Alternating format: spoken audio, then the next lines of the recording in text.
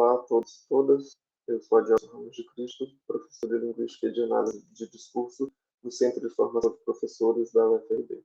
Hoje eu vou apresentar para vocês este vídeo post intitulado História da Educação de Surdos no Brasil, Sujeito, Discurso e Política de Língua.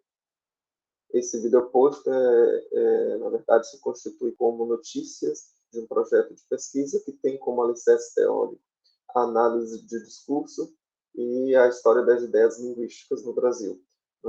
Dessa relação, eu destaco aí a compreensão do Instituto Nacional de Educação de Surdos como política educacional e como política de língua, e a compreensão dos congressos de educação de surdos como política educacional e também como política de língua.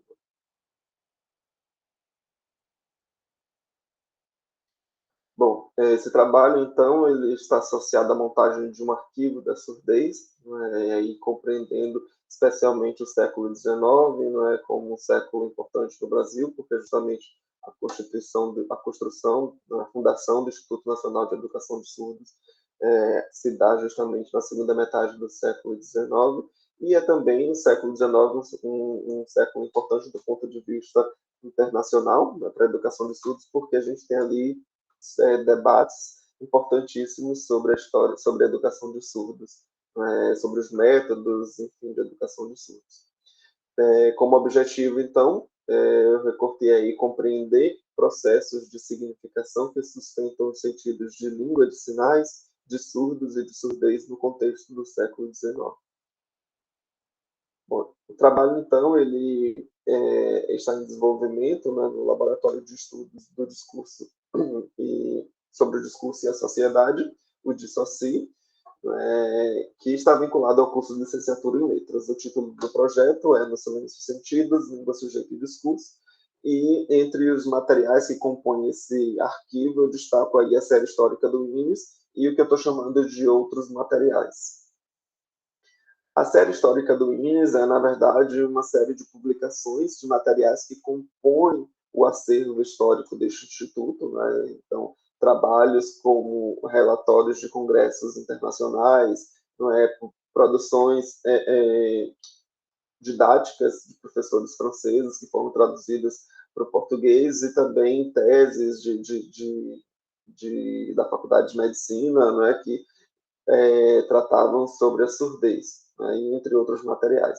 Eu destaco, então, aí o Congresso de Milão, o relatório do Congresso de Milão e o relatório do Congresso de Paris, o Compêndio para o Ensino de Surdos Mudos, um curso de fononomia intitulado A Palavra Ensinando o Surdo Mudo e a Iconografia dos Sinais dos Surdos Mudos.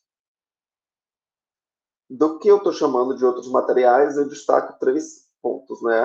Os relatórios de Tobias Leite, que foi diretor do Instituto durante o século XIX, os relatórios de outros congressos de educação de surdos que não foram traduzidos pelos INES, de importantes congressos também, e textos de célebres personagens da educação de surdos, que alguns dos quais a gente também não tem a tradução para o português. Então, eu recorto ainda desse arquivo da série histórica, esses 2 congressos, o relatório desses 2 congressos, chamando a atenção, por exemplo, para a participação do surdo e para o modo como o surdo é significado nesses congressos. No caso do Congresso de Milão, então, a gente não tem a participação do surdo, é um congresso eminentemente de ouvintes, que se discute justamente os rumos da educação de surdos. Já o Congresso de Paris, ele se organiza em 2 frentes, em 2 sessões, uma de ouvintes e uma de surdos. As sessões são paralelas, elas acontecem ao mesmo tempo e não dialogam entre si. Então, chega ao ponto da gente ter decisões antagônicas tomadas aí durante esse congresso. O que a gente tem traduzido no Instituto de Educação de Surdos é, então, o relatório da sessão de ouvintes. O relatório da sessão de surdos está disponível, mas na internet, mas apenas em francês. Bom, além disso, eu chamo a atenção para o conceito de narratividade, proposto pela Amy Orlando, em contraposição ao conceito de narrativas, para entender como que isso se configura em relação à surdez. A autora fala sobre a narratividade o seguinte: se a narrativa é um tipo, um gênero, a narratividade é funcionamento. inscrição no que, na análise do discurso, denominamos historicidade, isto é, relação do discurso com sua exterioridade, relação entre sujeitos, memória discursiva ou interdiscurso e condições de produção.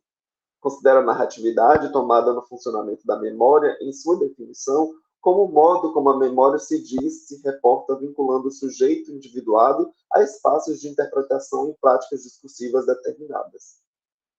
Daí eu chamo a atenção para três considerações, né, três compreensões diferentes, né, que dizem respeito aos modos pelos quais a memória intervém na história da educação de surdos no Brasil, uma memória da história da educação de surdos no campo mundial, no campo internacional, né, como que se intervém no Brasil, a compreensão dos sentidos de língua, de sujeito e de educação que sustentam práticas e políticas linguístico-educacionais para surdos no Brasil, e a compreensão da relação entre a constituição da língua nacional no século XIX, a educação de surdos e a língua de sinais.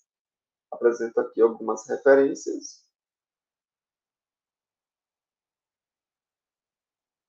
E agradeço a todos pela audiência. E aí está o meu contato, se alguém quiser entrar em comunicação comigo.